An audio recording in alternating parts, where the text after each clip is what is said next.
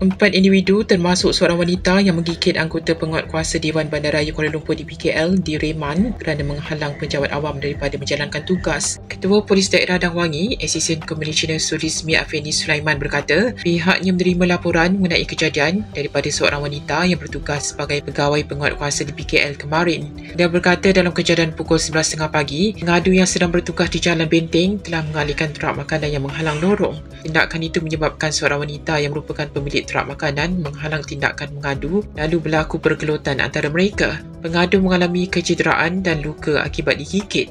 Wanita terbabit juga telah ditahan dan diserahkan kepada polis bagi tindakan lanjut. Jelasnya pada pukul 10.08 malam, polis sekali lagi menerima laporan daripada pegawai penguatkuasa di PKL. Katanya semasa membuat rondaan penjaja di Masjid India, telah terima maklumat kekecohan melibatkan petugas di PKL dengan penjaja di hadapan sebuah premis perniagaan. Ketika melakukan penyuraian kekecohan, pengadu telah dirempuh secara kasar lalu terjatuh. Pihak polis telah dihubungi untuk mengambil tindakan dan seramai 3 lelaki tempatan berusia 15 hingga 39 tahun ditahan bagi siasatan lanjut. Semakkan mendapati salah satu tangkapan mempunyai satu rekod lampau melibatkan dadah.